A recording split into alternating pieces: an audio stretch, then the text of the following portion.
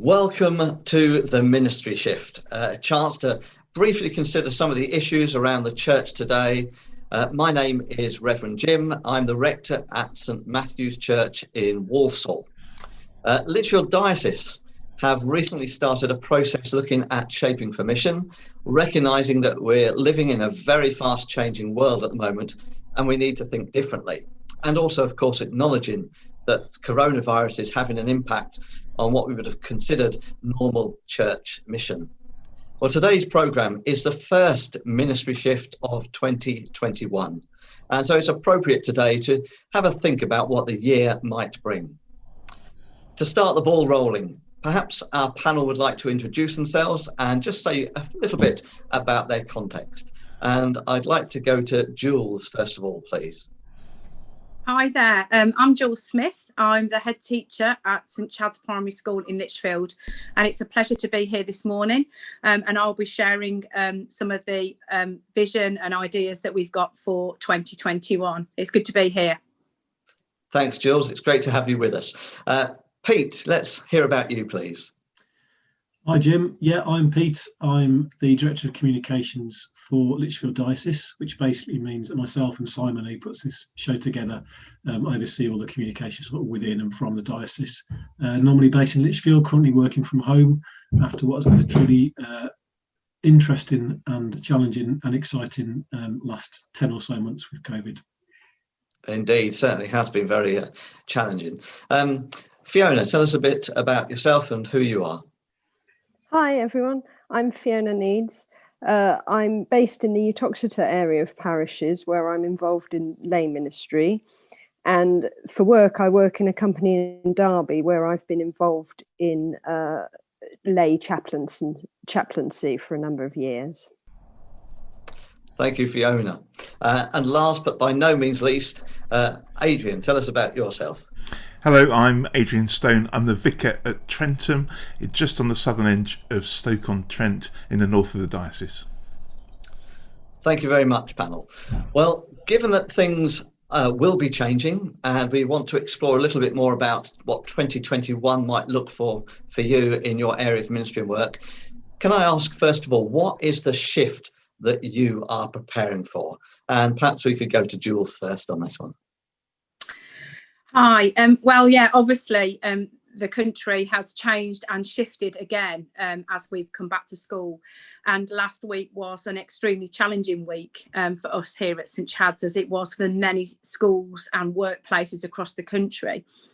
And I think that's shifted our vision and what we want for this year again.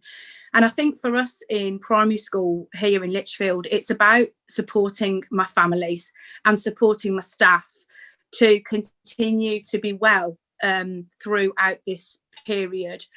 And then actually, I think it's also about looking to the future, and that the vaccination programme that's been rolled out across our diocese and across parts of the country and indeed the world, where we can look to being together again.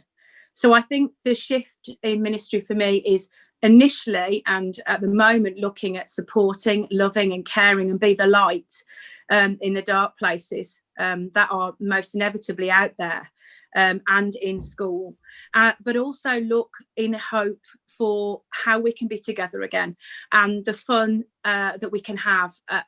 St Chad's is very much a family, and we've had to be separated like so many of our families, and it's what we can plan to do in the future to bring us back together again, to have that sense of acceptance, of security and of trust and a place of comfort in the name of Jesus, really. So that's sort of where we are at the moment in school.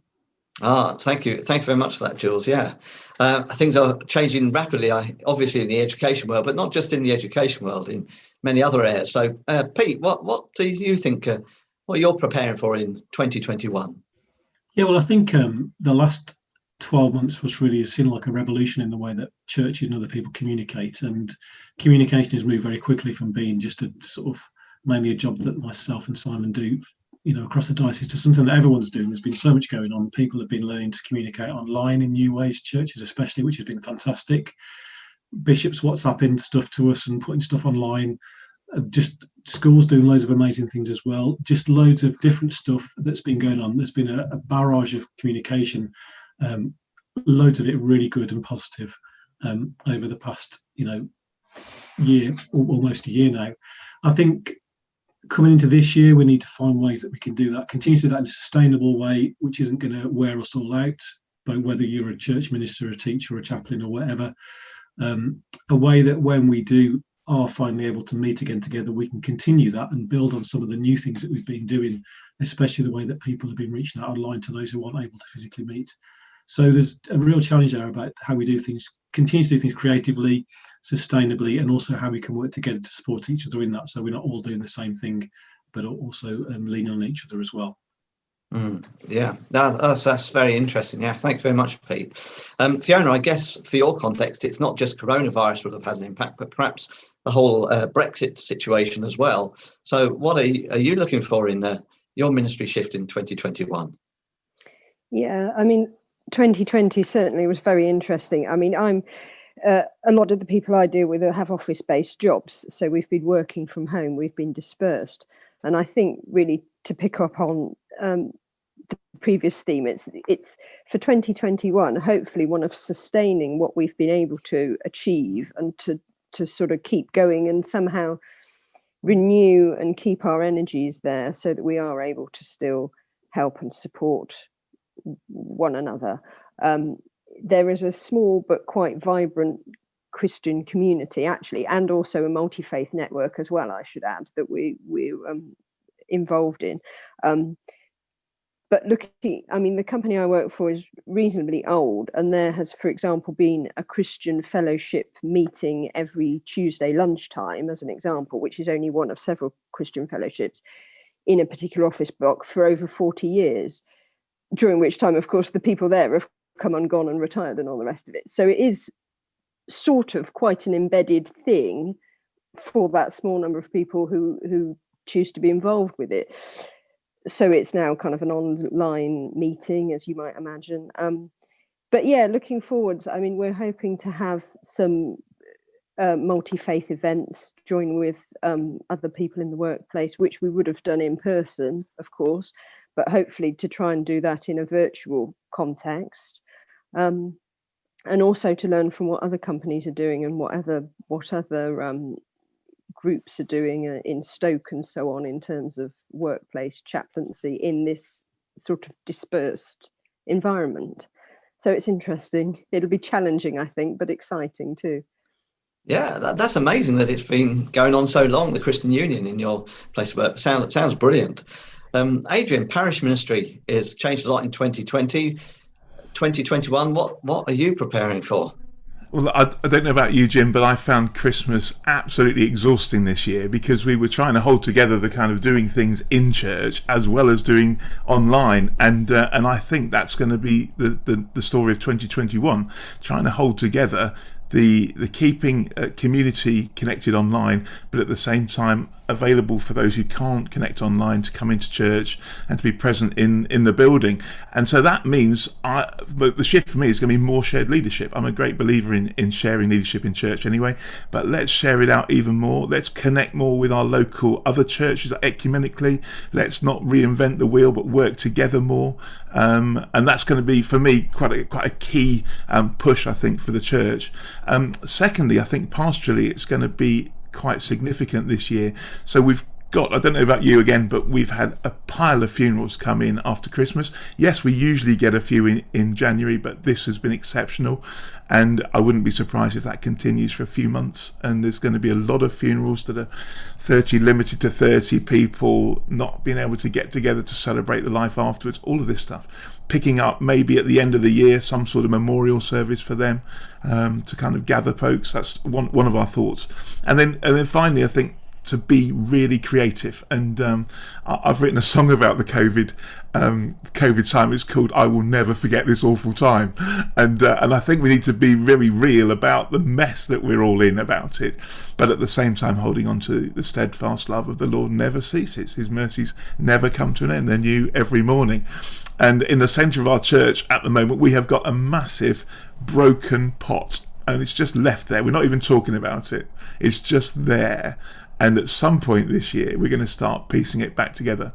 And then we're going to fill it with something, and then we're going to plant something in there. We're going to just represent that as we move towards the end of 2021. Hopefully, there will be something growing in that pot. But the big shift, I think, is going to be let's share it. Let's share out this leadership. Let's not burn everybody out, just trying to get everything done. And again, be more family, I think, as church. Thanks, Adrian. I don't think the right phrase would be looking forward to hearing your song, but I'm interested to hear it when it actually comes out, I have to say. And sharing ministry is important always, but perhaps more so than ever before. So we know that prayer is such an important aspect of anything that we do for God. What would be your prayer for your area of ministry? And I think I'll come to Jules again first. Jules, what would be your prayer? I think the prayer for me here in our local community is that more people come to know Jesus. I have seen, and I work alongside colleagues who don't have that relationship with him, and I can physically see the impact that this is having on them in these times, and it's heartbreaking. It's heartbreaking to see another human suffer and struggle in that way that don't have that relationship. And I think the children in school are so much more open to that and the seed that God plants in their hearts, and being part of a Church of England school. But I think fundamentally for me, it's about people in my school knowing Jesus, and how I and my other colleagues that are Christians and my parish ministers can support us in that. And then I think for my parish church, St Chad's, and the wider community here in North Lichfield, it's about finding freedom in Christ. And that's sort of where my prayers, I think, sit for our school and our community here in North Lichfield this year, and actually being open to God using me and other people in a way that can make that kingdom come here, his kingdom come here on earth, and his will be done. And I think that's my prayer for this year. Thank you, Jules. That's brilliant. Yeah. Pete, communications, what would be your prayer for this coming year? Well, I don't think anyone's going to be able to top Jules, really, in terms of praying for people to know Jesus and God's kingdom to come. That's wonderful. I think specifically for communications, I think the last 2020 has seen us basically splurging out a lot of communication, broadcast mode, telling people what they can and can't do, advising people what they should do, pointing people to resources. I would like 2021 to be a year where we shift that towards being able to listen to what people are saying as well, to be able to hear maybe what ministers are feeling, what churches need, and also I think the impression I get is a lot of churches have had to just get their heads down and get on with their own thing. But as Adrian's touched on, just being able to share resources, talk to each other, open up again, to be able to listen to people that are different to us. Yeah. Just that whole area of communication where we're not just broadcasting but beginning to listen again and sharing and finding strength in that. Thanks, Pete. That's great. Fiona, what about you? What will be your prayer for this coming year, perhaps? For people to find strength, I think, through their faith or through coming to know Jesus in their lives. I think where we are at the moment as a company is quite difficult in terms of we've had impacts from COVID and Brexit. There's also some restructuring and redundancies. So, for some individuals, it is a really very difficult time. But to have some hope, I think, as well, and to have something to sort of spur and support each other, and just give us some sort of energy and hope for the future, really. And I think for my home parish, just to pick up on the idea of shared work, shared leadership, we're certainly, we've had multiple interregnums, for example, so we rely more on lay leadership, a lay worship team. But in terms of thinking about how to share resources, whether the resources are volunteer hours or good ideas for services or, technical support for how to share things on YouTube or whatever it is, all that kind of stuff, to just sort of keep that going and sort of developing to the next level and kind of embedded, I suppose, really. So, that would be my hope for 2021. Parish life, what would be your prayer for? You might need to unmute before you speak. I get the sense that we've done a lot of connecting in a wider way over the last sort of 8-9 months, and there's something about praying that those connections that we've made don't just drift into the distance, and that we can somehow do something with them that's meaningful for folks. I mean, you know, the numbers on Facebook are like thousands of people that see stuff and connect with stuff. What does that mean, and how can we get prayerfully engaged with those people? Our online alpha was great, and we'll do another one of those definitely, and we'll do other stuff, we'll repeat stuff, but probably my prayer is that we can actually make these connections more than just connections. Like people said, that people will come to know Jesus and know the freedom of his kind of life in our lives and hope that he brings. There's one other thing, specific prayer for me. We want to employ a youth and children's pastor, and I want to get the timing right for that, because I don't know quite when the best time is to do that kind of in advertising and how we would do an interview at the moment, all of that sort of stuff. So prayers for that, much appreciated. And the Kickstart work, we might be involved with that. So, you know, just prayers for all of those sort of complicated things, really. Yeah, thank you. Yeah, it certainly is a very challenging and diverse time at this moment, with and a lot of prayer is needed in so many different ways. Well, thank you all very much for your contributions today, Adrian, Fiona, Jules and Pete. Our next ministry shift will be next Tuesday, and we'll be looking at shaping for mission. If you'd like to view any of the past episodes of the ministry shift, they can be found on the Lichfield Diocesan website and Facebook pages. And please don't forget to like and share our social media posts. Until next week, goodbye and God bless.